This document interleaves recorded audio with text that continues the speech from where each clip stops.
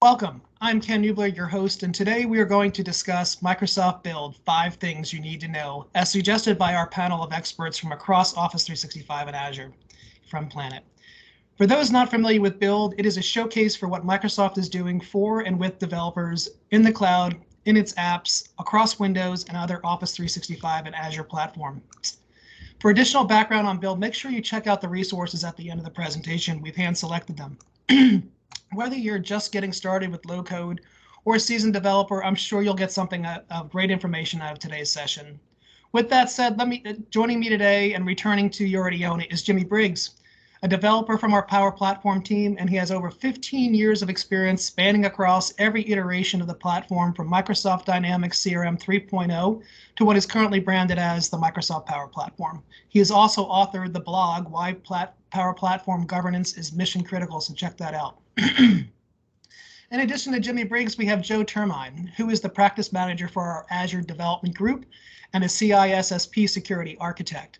This is Joe's first appearance on You Already Own It, and he has written over 100 apps using various Microsoft technologies and developer tool chains. And to quote Joe, he treats all software equally unfairly. Finally, you probably recognize Miguel Wood, who is our resident data savant and previous presenter on topics like modernizing enterprise data analytics, enable unified data governance across your data sources with Azure Purview, modernizing data estate with Microsoft's enterprise data strategy, and cost savings using Azure SQL hybrid benefits. I believe Miguel holds the most appearances on You Already Own It to date. Congratulations, Miguel.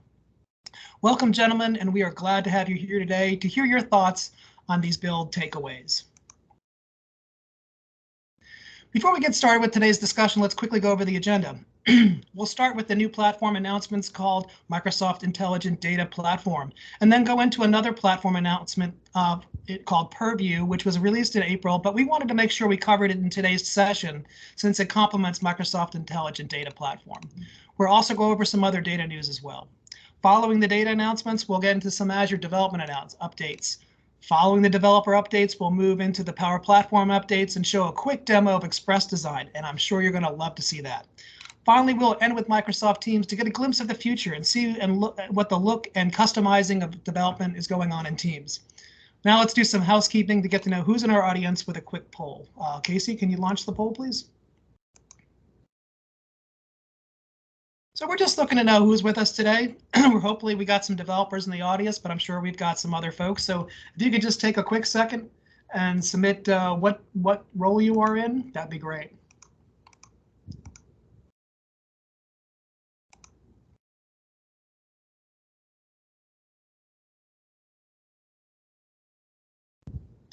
Yep. So we're looking for, are you operations, business, security, IT, developer? Are you a developer? We definitely want to hear if we got some developers in the field here today.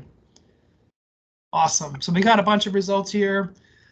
We got a bunch of developer architects. That's awesome. So, okay, we'll continue on here and move right along here. Thank you for doing that poll. The first update is all about addressing the fragmentation that exists today between databases, analytics, and governance, and enable organizations to unlock these new capabilities. Miguel, talk to us about this new platform announcement called the Microsoft Intelligent Data Platform and why it's such a big announcement. Miguel? Thanks, Ken. With the Microsoft Intelligent Data Platform announcement, what we're seeing is basically the convergence of many of our data capabilities, data platform capabilities, governance, and analytics. So yes, these platforms and technologies have all been kind of standalone. Yes, there's some announcements that do that, but what you're going to start seeing, even with the build announcement specifically, will be the interconnectivity, if you will, or being able to have it under one umbrella.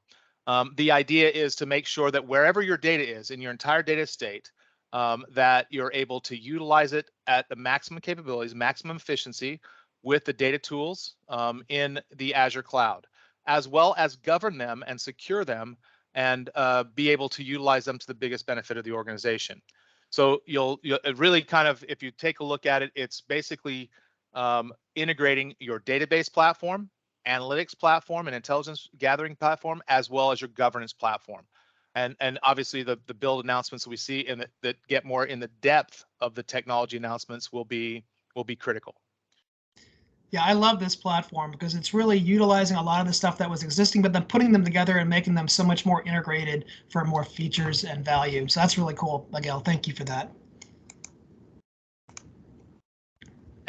And to that point, obviously, we have SQL Server 2022 that has been announced. And this is the first one, the first SQL Server version that is available to everyone to download. They don't have it just restricted.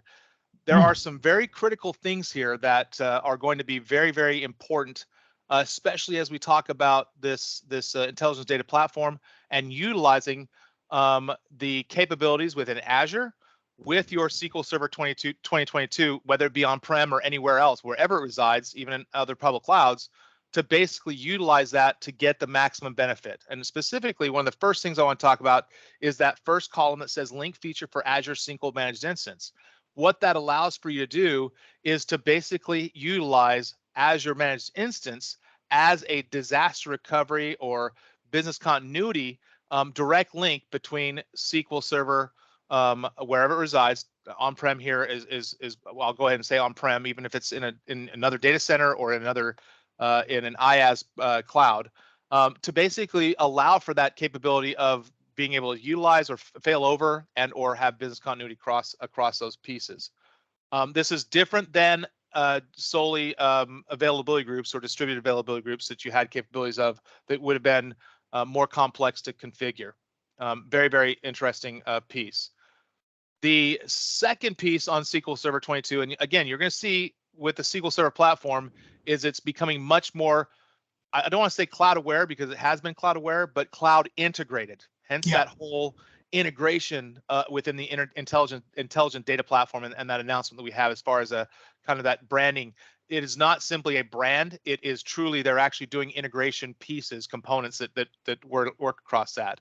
The Purview integration. This is where it gets really interesting. I'll talk about Purview in just in a couple of slides here, but being able to take my classifications, my labeling that I have at an enterprise governance perspective, even coming from the Microsoft 365 platform with MIP, and applying that down to specific data schemas residing in SQL Server 2022, where it's literally integrated and built into integrate with Azure Purview.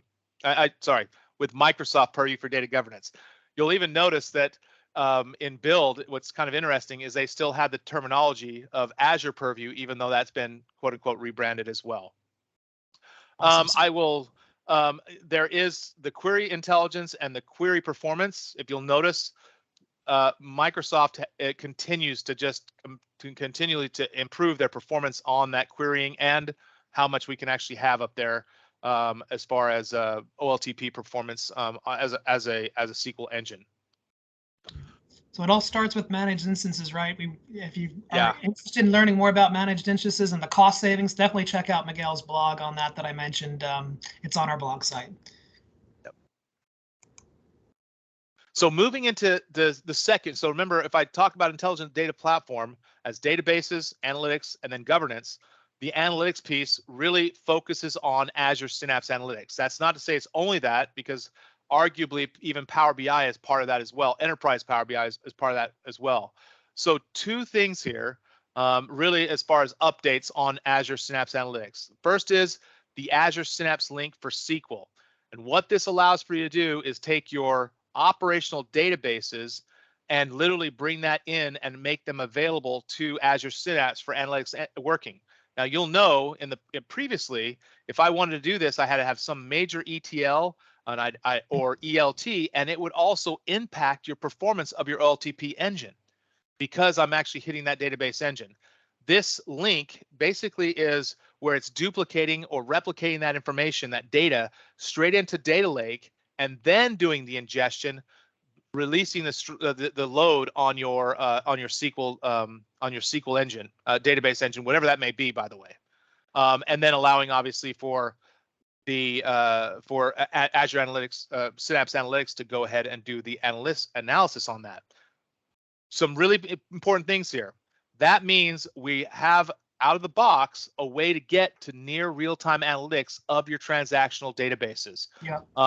As well as this low code, no code, which is meaning I'm using even a portal if I wanted to go ahead and bring this data in and consolidating the data from multiple sources. Again, I could have this link go to multiple sources as well. One thing I want to call out here, just as a side note, you'll start seeing more link, specifically Synapse links for other. They already have them capable for other things as well, but for other data sources, if you will. Okay. Big thing is minimum impact, so I don't have to beef up my database platform to go ahead and get that near real-time analytics. The second thing, and again, speaking to that entire intelligent data platform and managing making that data available that's all throughout your data state, your Microsoft 365 data, your files, your emails, everything that Microsoft 365 provides, that is now being able to be brought in to Synapse Analytics with the Microsoft Graph Data Connect. Now you'll see this expanding in capabilities. Right now it's primarily around your Azure AD that's supporting your Microsoft 365. So all your user information, as well as email capabilities and messages and events and so forth, everything that you'd have normally in your Exchange Online. But what this does is basically bring that data in so you can analyze that, where I'm having the Synapse Analytics engine can actually go ahead and access that as well. Arguably, Microsoft, it continues to invest in the Microsoft Graph APIs and bringing that in so that you can get that data, which typically has been a silo, right? All my files in Microsoft 365, my emails, that is not data that I typically think that I want to analyze, or my user information, for instance. But that is obviously a very key piece here for Azure Synapse Analytics. Very powerful. Thank you, Miguel. All right. Now, as Ken mentioned, and I'm glad he did, Microsoft Azure Purview was released in November a couple years ago and actually hit GA just last year. But what Microsoft has done with this April announcement, just prior to build, it was actually, I think, April 19th when they announced this, that they basically, what's that? It was, yeah, because it's my birthday. That's right. We talked about that before. Yeah. So happy birthday with that, with the Microsoft Preview announcement, which really is taking all of the compliance, enterprise compliance and governance, and placing it under one brand. And I want to be careful because I typically overuse that by saying just brand. What you're also seeing is integration between this compliance and governance portfolio. So everything that revolves around governance and compliance for your entire data state, Microsoft 365, Azure, databases, Oracle, wherever it may be, other clouds, SaaS applications, is all now able to be managed by this Microsoft Purview. The Azure Purview that we talked about, and I previously done a You Already Own It session on, was specifically to data, enterprise data. And when I say data, I'm talking about databases. I'm talking about whether they be on-prem, multi-cloud, as well as SaaS pieces. That is actually now really just a significant piece. So you'll notice this article, or this graph you see, or this image you see here, shows all the risk and compliance, which really is the Microsoft 365 risk and compliance and governance pieces. And then the unified data governance, the green down there, was what was previously known as Azure Purview. Now, to give you an idea of what that entails, on the next slide, if you wouldn't mind, Ken, it shows all of the capabilities, all the previous product names or technology names or platform names that now are within, quote unquote, the Microsoft Purview enterprise governance, compliance, and risk platform. What I've done here is I've obviously, being the data guy, I highlighted the ones that were specific to the Azure Purview, the previous name for the data governance. I will tell you the two primary entry points, though, are now a little bit different. So where you used to get to your Microsoft 365 Compliance Center that had most of the other products you're seeing here, that was actually now been renamed to the Microsoft Purview Compliance Portal. And then your old Azure Purview portal that handled your primary data governance, enterprise data governance, unified data governance, is now the Azure Purview governance portal. That does mean you will see a little bit of interlocking, and I've already talked about the integration previously between your Microsoft 365, for instance, information protection labels, etc., being brought in and being utilized by Microsoft Purview, and I'm calling the data governance piece Microsoft Purview Data Governance, so that you can actually go ahead and classify and label data all the way down to even columns, tables within your data estate. So this is a significant change, great announcement. And as you saw, even at Microsoft Build, some of their presentations still had the old Azure Purview nomenclature, but just keep that in mind moving forward. And Purview is across not only in the Azure, but obviously on-prem and across other clouds, right, Miguel?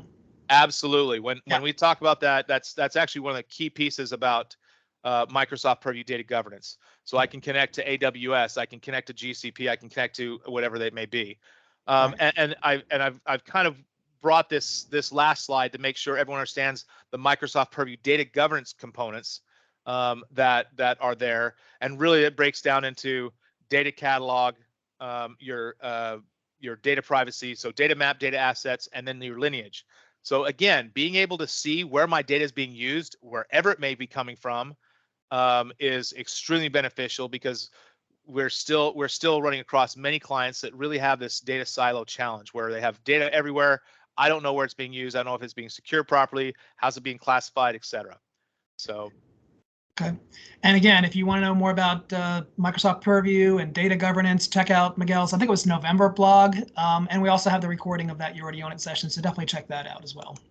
Correct. I think Casey will also talk about the cloud strategy sessions we have available as well. Sure. Near the end. So the last thing I wanted to mention, which is significant, is data marts in Power BI. Now, this is actually a capability only in Power BI Premium, so it's obviously in the Power BI Premium capacity. It's currently in public preview, but you'll see this be rolling out very quickly to GA. It allows for your Power BI users or even developers to basically have a fully managed database up to 100 gigabytes that is able to bring in the data from different pieces and actually utilize it rather than actually constantly hitting the source. So they actually now have their own quote unquote up to 100 gigabyte database, managed database, that is really in the back end, it's actually Azure SQL database to work with their data.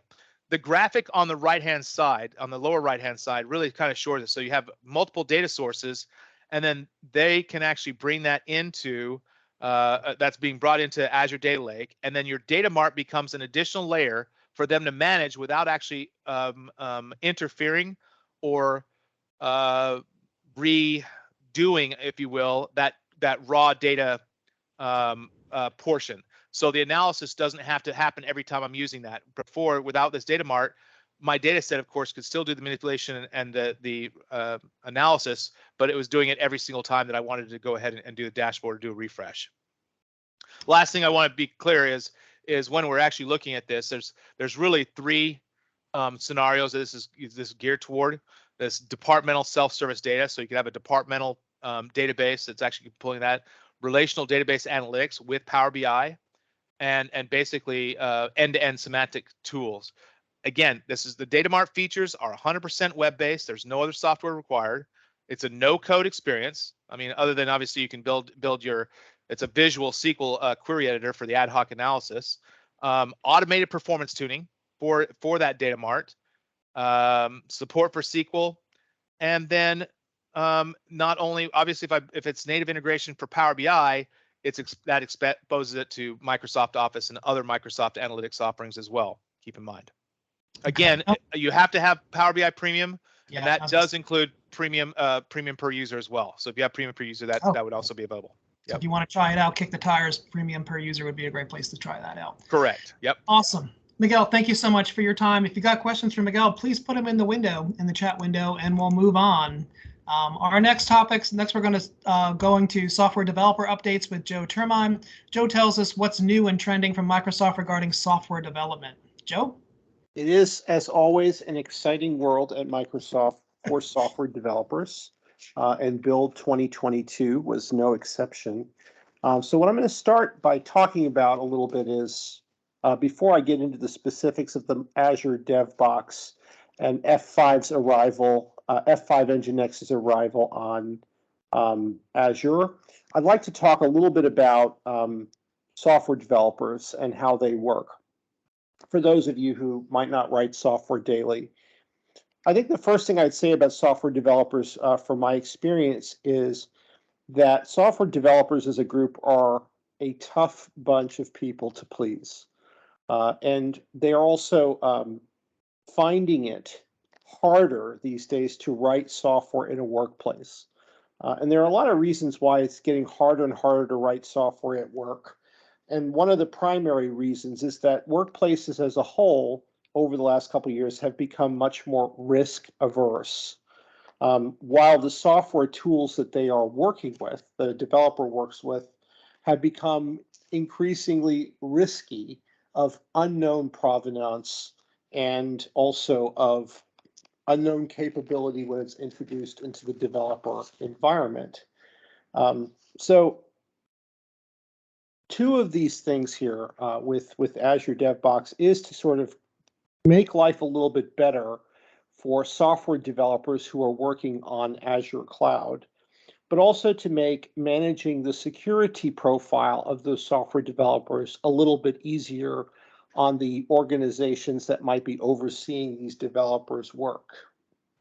So I would start with the Azure DevBox, and I'd start by saying that as a leader, if you're leading software developers, what would benefit you is to appreciate that most people who work for you truly want to do the right thing. But at the same time, if you have an aversion to risk, you have the ability to stifle creative work, which is what software development is. So some of the technologies on Azure are kind of trying to help you be less risk averse, while at the same time giving you a little bit more ability to monitor what's going on in your software developers' environments.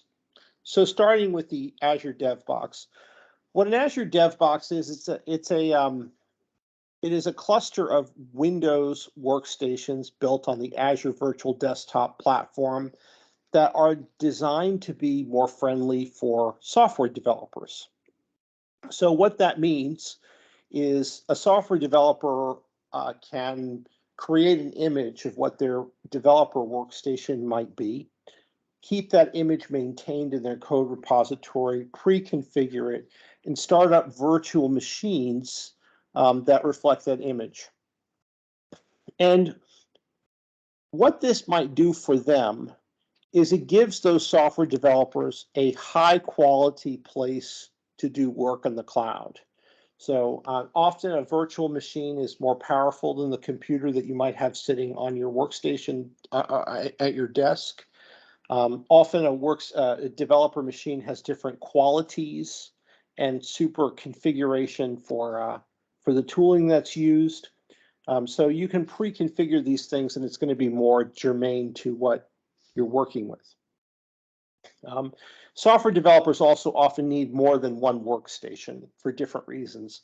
For instance, Monday's computer that they might be working on could be very different from the one they need on Tuesday, just because they're working on different projects.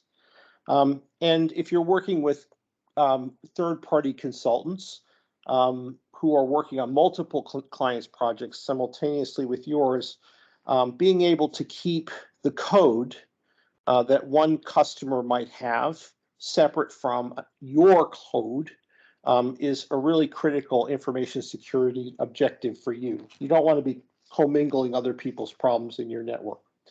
So an Azure desktop, an Azure virtual desktop in an Azure DevBox would allow your software developers to have more privileges on the workstation, while at the same time it would afford your IT security administration to be able to connect these workstations to other monitoring tools like Microsoft Purview, so that you can keep track of what's going on those workstations. It also centralizes billing and administration, so you can track the cost of what the software developers are using with Azure resources.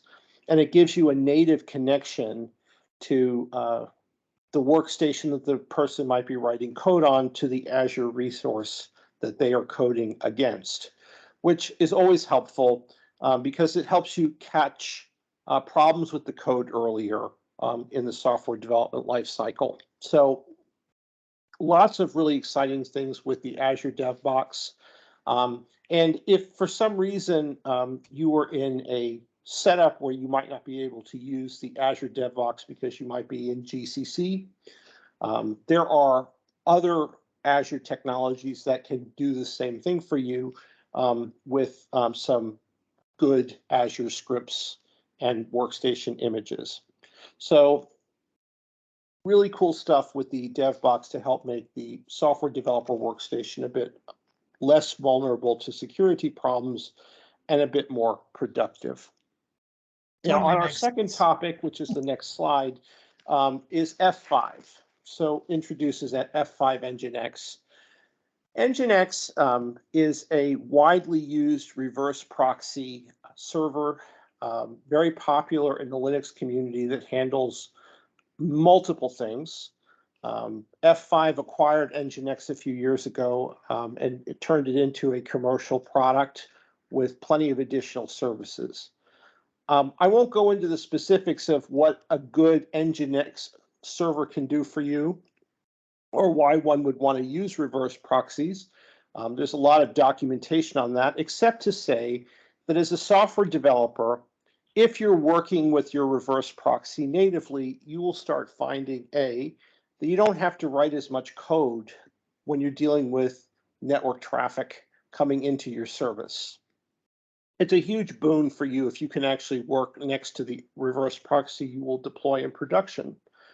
The other thing that happens with reverse proxies is that if you're working on a software developer team and one person's writing one service and another person's writing another service and they need to talk to each other in some way, being able to have a properly configured reverse proxy would allow the two developers to proxy to their workstations and be able to exchange traffic with each other and still have access to all of their developer tooling while they were testing that interaction. So the boon here is that F5 Nginx is now becoming a native Azure PaaS resource. Just makes it a lot easier to deploy Nginx without having to set up virtual machines for this environment, and also makes it simpler for a developer possibly to start using Nginx on a professional grade Nginx appliance available for them in the developer while they're developing the software. So I would pay attention to these two things because ultimately the Azure DevBox and F5 Nginx together, I think, are the two key changes Build 22 introduced that would resolve common problems that developers have when working with network software. One is that they're not necessarily on a network that is permissive enough for them to deploy network tooling. Azure DevBox can be more permissive because it's a security environment. And at the same time, developers can make better use of reverse proxy to handle network traffic between each other on a commercial grade reverse proxy that is identical to the one that they would be deploying into production. Two big things from Build 22 to make their lives a lot better. So I'll stop here and open it for questions. So what kind of special security challenges do software developers have, Joe? Well, I think the big one that a software developer has is that the code that they use is of unknown and potentially dubious provenance. So they don't know where they're getting what they're working with. So, and it takes a lot of energy to figure out and ensure that the code that they're writing with is secure and not in and of itself vulnerable or introducing vulnerabilities. So testing provenance is a big challenge. And then the other big challenge is that, software developers often work with third-party services like PaaS services on Azure, or they might be, writing document management solutions with DocuSign, or they're interacting with, messaging and sending out emails and which are also all other third-party services, possibly on Twilio. So you have to be on the network in a place where you can allow traffic in to where you're working so that you can receive these Right. callbacks from these services. Right. And in most corporate settings, it is very difficult to get firewalls opened Sure. to allow third parties to access developer workstations. It just makes So, sense. It just yeah. totally makes sense. That's, yeah. And there seems to be a trend to get those corporate, get this development stuff out of your corporate environment, right, into the cloud, separate it, secure it separately, use some of these capabilities. It is, yeah. So if you're a software developer, you're better off, I think, not trying to use your Workstation. workstation, Nobody likes to the give one out that your admin company access, right? gives you to write code, because you're introducing vulnerabilities in your corporate environment Absolutely. by nature of what you do. Well, it sure looks like Microsoft is finally addressing the unique needs of the developer with some of these updates. So this is great. One thing we didn't mention, and we're running short on time, I'll just say it real quick. Project Volterra is a hardware-based appliance for developers. Take a look at that. There's some links at the very end about that. And Joe, I think you're going to round up the session with Azure Container Apps real quickly. I will. This is exciting as well, only because if you, for some reason, do not want to do a full Kubernetes deployment, you just have a smaller microservice built in a container app, you can run it as a first-class citizen. It is a manifestation of several older technologies like Azure App Service. And what I'd say to this is that if you're into building microservices without having to deal with Kubernetes, this is probably your ticket. The container app service, still in preview, but also should be exciting. All right, take a look at the link at the end for some more information. We're going to move right on to Power Platform build updates. Thanks, Joe. Let's move on now to Jimmy Briggs, and he's going to tell us about what's new and exciting and what was announced in the Power Platform. But first, well, we have another poll. If you can just go ahead and launch that, Casey, but we're not going to wait for that because we've got a bunch of a couple updates and a live demo we want to really hit. So we'll just do the poll in the background, but go ahead, Jimmy, take it over. All right, sounds great. Thanks, Ken. Appreciate it. Thanks, Joe and Miguel. Also, it's really awesome to hear all the new updates coming out across the board. There's two main core things that I'm going to discuss right now with the Power Platform. The first is going to be Power Pages, and then the second I'm going to do a quick demo and show you some cool stuff that Microsoft's working on with Express Design. So you might have heard Power App Portals in the past, which was a web solution to really solve the business need or the organization need, where you have data inside the Dataverse. You have model-driven apps and Canvas apps that you're using internally within your organization. But every now and then you might have a certain need where someone might externally need to interact with that data, whether that's a vendor or some other group of B2B agents or associates, or sometimes even the public, as far as filling out a request form or reporting an issue or a situation on a public website. So Microsoft has had a portal solution for some time now, and that's the Power Apps portals. And what we've learned right now in Microsoft Build is that they're evolving that product into its next phase on the Power Platform. It's really exciting what they're doing. There's a brand new design studio, which you see on the screen on the right. And in that, you get full control over the styling, where in the past you'd have to kind of hunt and define your templates and upload some CSS files. Now you can edit the style and get full control over that, as well as access the source code. But what's really cool with this new change that they're making with Power Pages is that they're also extending out the Power Platform command line interface, or CLI, to where you can then ingest and take the entire portal code down to your local machine, work on the portal in your own integrated development environment or IDE, like Visual Studio Code, for example.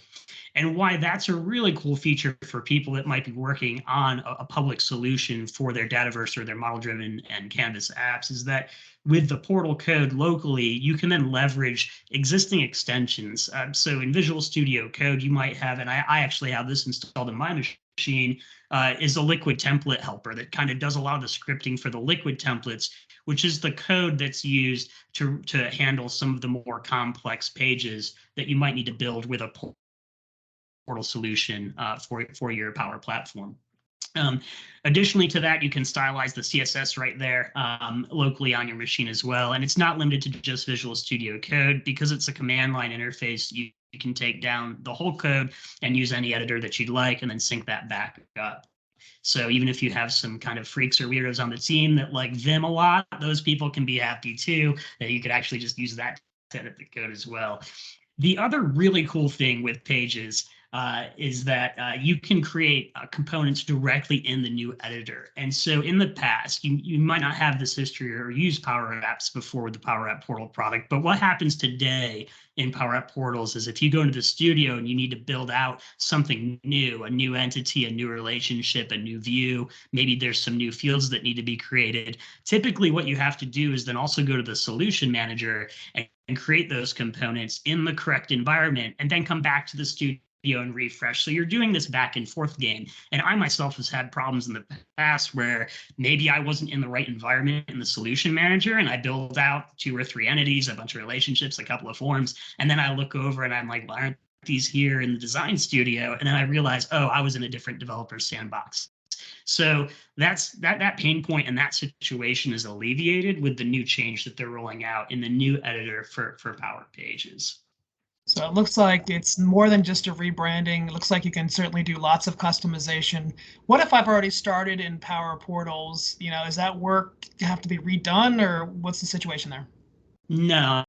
And if you're already developing a solution or you have an existing Power App Portal, you don't need to worry too much about the changes that are coming out with Power Pages. The plan from Microsoft is that as this moves out of public preview, it's going to replace the existing tooling so that the current studio that's there and the current editor for Power App Portals, that'll be phased out and the new Power Pages design studio will be phased in over time. So the underpinnings behind the scenes and how everything works is going to stay the same. So definitely stay the course. If you're in mid-development or if you have an existing portal, you don't need to worry and say, oh, now I have to rebuild everything all over again. That's not the case. You can continue forward. So hopefully, we have a question, and I think you just answered it pretty much. Is the whole back end, the administration of Power Pages is going to stay the same, obviously, or enhanced? So the question was really about the security, like who currently Power Portals are only added by admins at the state org level.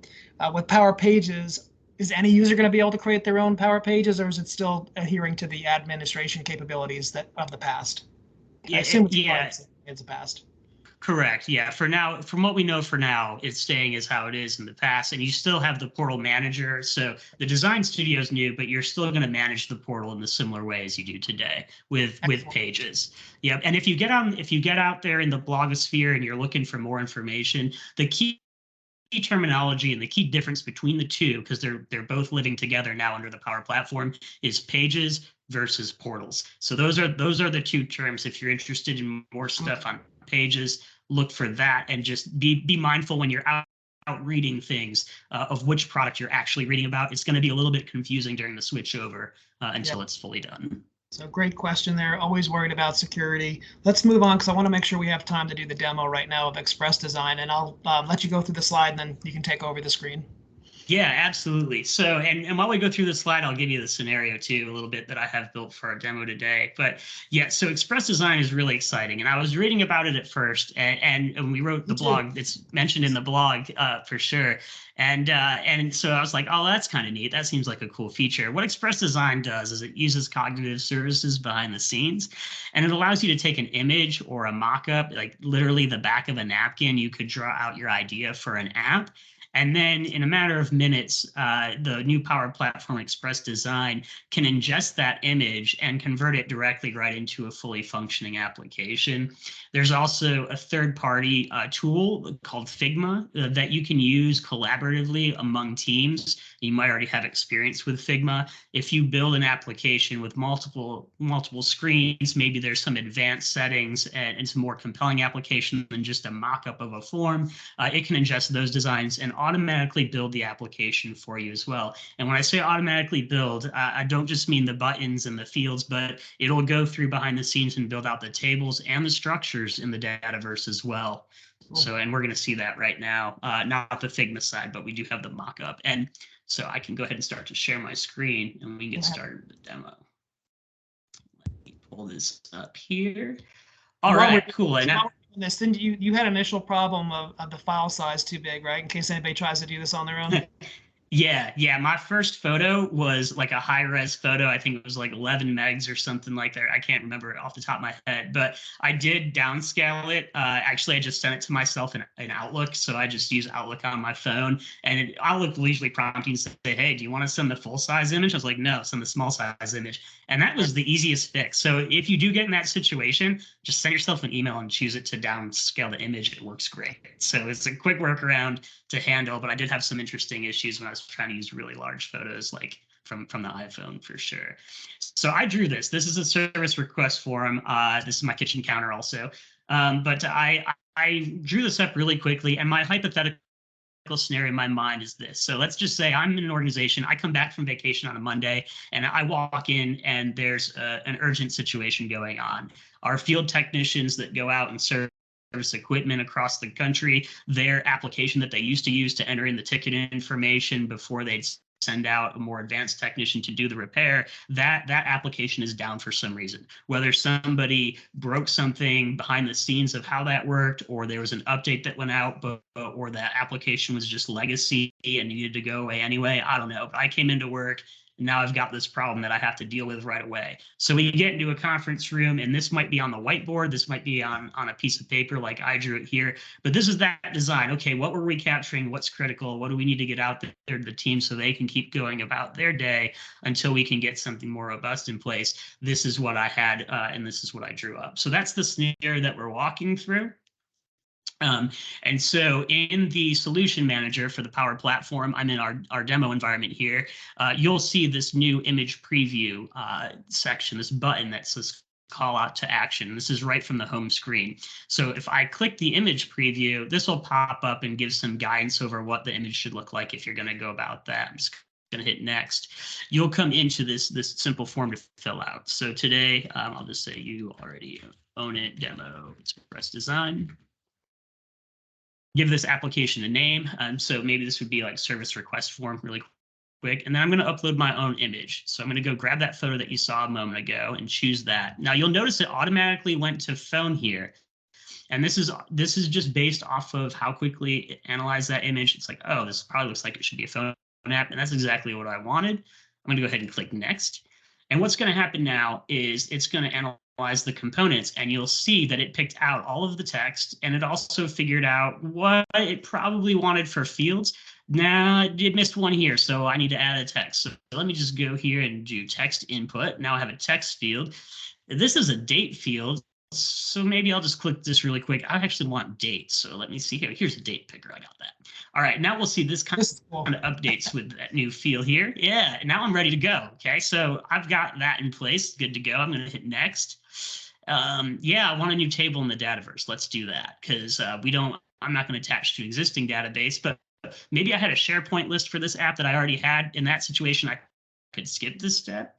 Maybe I already have an existing table from that old application that's down. I could skip that and wire up the data by hand with my knowledge of how to make Canvas apps if I chose to do that. But let's just say I want a new one. I'm going to hit next and have a new one. This next page is going to pair all of those texts that the cognitive service found with what it thinks should be the field that needs to go with it. So it's grouped all those together. So this date of last service is paired with a date field, and we can see that here.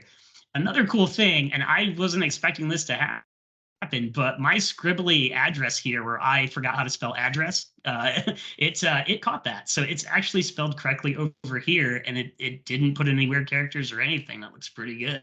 So it's pretty cool. I could edit some table properties if I wanted to. I'm going to leave it as is and hit next. This gives me a chance just to review the naming of everything. If I wanted to change any of the prefixes or edit some stuff, I could here. I'm going to hit create though and just move forward. And now it's going to create the app in the background. This can take sometimes 5 to 10 minutes or so. So I have my cooking show trick here for you. This is the exact same image though, and it is what this will come out with in a couple of seconds. Probably it'll drop me right into the studio. But this is the full application. And so it's put my buttons here. I might want to align this. But even before I do that, this is technically done. Like that team. So we just left the conference room.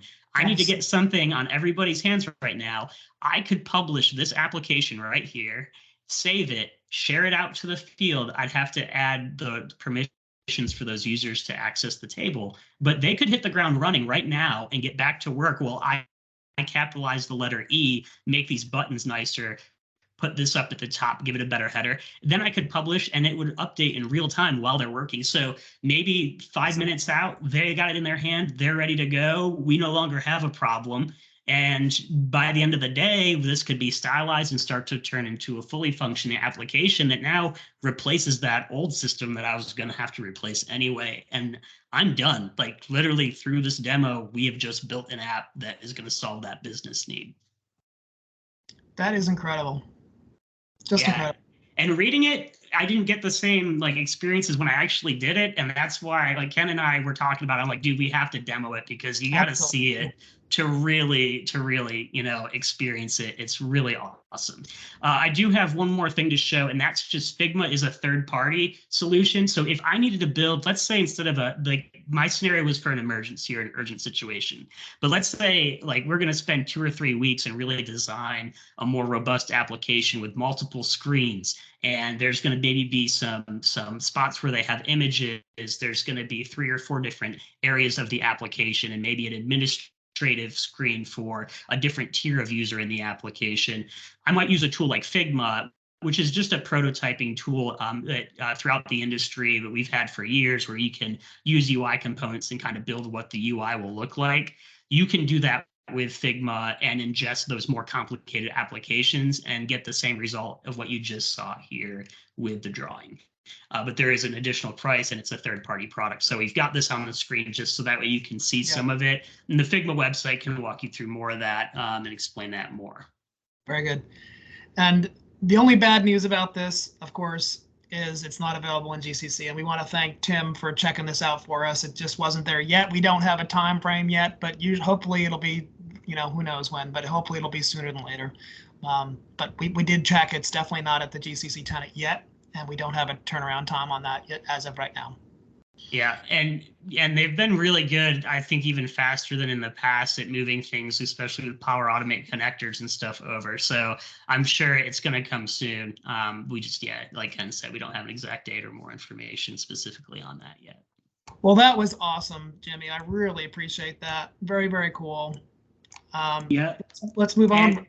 Go ahead. You want to wrap up? I was just gonna add a footnote. When I said roll it out right away, like, so what you did see, that's instant and it's ready to go. There is 2 things I'd probably have to do though if I was a maker, is that the one is to go to the security role, make sure the users out there in the field have access to that new table that was created. So you could shoot yourself in the foot, roll it out, and then they all open it and they realize they don't have access to actually create the record for that service ticket. That's only clicking a button though. It's really going to the role and filling in a bubble to update their security so that they can access that specific table that was created in the Dataverse. So I just want to make sure we cover that step for sure, because that is something that I skipped over. Thanks for taking the time to do that. Anything else you want to bring up? You're good? I'm totally good now. All right, thank you so much. All right, we're going to wrap it up, kind of showing you what's new, what's the latest. Next, this is for the more advanced developers, right? And this is what Microsoft's working on with their partners that they've got out in the corporate world. LiveShare is now public preview. By adding new extensions to the Microsoft Teams software development kit, you can now create LiveShare experiences for apps in Teams meetings. So with LiveShare SDK, you can transform the existing single user app into a multiplayer app without dedicated backend code. So LiveShare is built on the Fluid network. So Microsoft started working with some partners who are adding LiveShare enabled features like co-watching, co-editing, and live annotation, each particularly useful, especially for today's hybrid meetings. I will point out a link at the end of this website at the end if you're interested in getting the code to try this out. So definitely check it out. So 2 capabilities were introduced initially. First is the high quality media synchronization. So this is like, meeting participants can suspend their own playback temporarily. So if you've been in a webinar and you have to go to the bathroom, whatever, you want to put it on pause and come back to it. So that's now a capability, or can be a capability in the apps that you're building for Teams. And then they can return to a fully synchronized playback when they're ready. And then during co-watch type settings, Teams can now detect if someone's speaking. So it also lowers the volume on the fly during those conversations to let them continue. And then second, to create tailored experiences with different meeting roles, which means you can use Teams meeting roles to filter updates to objects. What that means is this allows you to design like an experience with a different view. Now think about like how PowerPoint has a different view for people who are running the show versus people who are consuming or watching the show. So that kind of point of view angle possibly is kind of more illustrated in this kind of view. This is an actual Teams app that was developed by a company called, I think it was Hexacon, a Microsoft partner, and each one of these colors actually represents an angle or a view into what that specific person is actually looking at, or that part of their project that they're developing. So they can then manipulate that, kind of show their view, and kind of work that point of view of that specific object. So this is pretty high-tech stuff. This is the future of where Teams apps is going. Very collaborative, very co-editing, and then very role-based about what you're actually seeing. So definitely some industrial applications I can see here come to mind. I'm sure medical applications as well. Here we see the integration of dynamics into the stage of Teams. So this is really cool too, right? So this further integration with Dynamics platform into the Teams stage. This is like the main stage of Teams, right? So you're not only just seeing Teams code and capabilities, you're actually bringing in third-party products, and it's all modular and based to do configuration to make it custom to whatever you're working on in a Teams collaborative environment. And then finally, this one just shows how you can bring in Power BI and also other object-oriented type of images into the Teams stage from an application standpoint. So lots of capabilities. The future is really cool about where Teams is going. Obviously, this is not for the faint of heart. This is advanced development. Again, you can find all the information about, if you really want to take a look at it and get started with it, take a look at some of the links at the very end of the presentation. So again, we'll launch this poll. We're not going to wait since we're trying to wrap up, because I want to make sure we have time for questions, but would love to know, what was the most thing that you wanted to see that you saw and you were really interested in? Microsoft Intelligent Data Platform, Purview, developer updates, Power Platform updates, Teams updates. Just kind of curious what your thoughts are on what you thought was the coolest thing you saw today, just to get some feedback. Again, here's all the resources we talked about. And definitely take a look at all these. Some of these were in the newsletter, but there's absolutely a whole lot more obviously here. One thing I didn't point out, share to Teams capability. If you're not familiar with this, definitely take a look at that. That's an Outlook capability, so you can immediately share that email and put it right into a Teams channel. Definitely take a look at that. That's a pretty cool capability features that was released recently as well. Not part of build, but something that's new. If you want to investigate some of these useful resources about what we discussed today, definitely check them out here. If you want to see everything that was announced at Build and the session catalogs that go into detail about these features, definitely take a look at those. And then obviously these are all the Azure ones specifically around development that Joe was talking about. So take a look at those. And then from Loop, we didn't talk much about Loop today, but there was definitely some Loop announcements, Power Platform, Windows announcements. Check out these links. And remember I was talking about the live share development. So if you want to actually get the code to actually build a live share app in Teams, definitely take a look. There's the steps and how to actually create a live share application in Teams. Really excited about next month's update for Cloud Office Hours. If you can join us on June 28th, Teams voice update. I'm sorry, June 28th, July 28th. That's a mistake. July 28th at 1 o'clock. We're talking about Teams voice. Our own John Sigelski is going to be talking about Teams voice, the latest updates, and what to consider if you're moving to Teams voice over IP. So this is definitely an office hours you won't want to miss if you're considering a move to Teams voice. And then following that, we talked about Entra a little bit. I don't know if you saw, Entra was a new announcement by Microsoft. It was right after Build. On August 25th, we're going to talk about Entra and give an overview and a demo of that. But in short, Entra is another platform that they announced right now, combining all the capabilities of multi-cloud identity and access management solutions and integrated security. And so it brings together like Azure Active Directory, permissions management, a verified ID across clouds, and of course you can manage everything all in one place. So definitely be on the lookout for that if you're looking at identity across multiple clouds and redoing your identity system and secure identity. That's definitely a session for you coming up in August. Lastly, we want to see if there's any questions. It looks like there are no new questions. I believe we had one question that came in advance, but I believe we answered that offline already because we didn't know if we were going to have time in person. So hopefully, And we do have, sorry, we do have one additional question that just came in. If we can try to address it, but the question is: a number of folks defer to Google Sheets forms, especially for their flexibility and ease of use, along with handling attachments with outside agencies. Please advise to Microsoft's developments in this area. Can anyone speak to that? So in other words, like integration with Google Sheets and those kind of things? I don't know. If they're on the line, maybe they can speak up.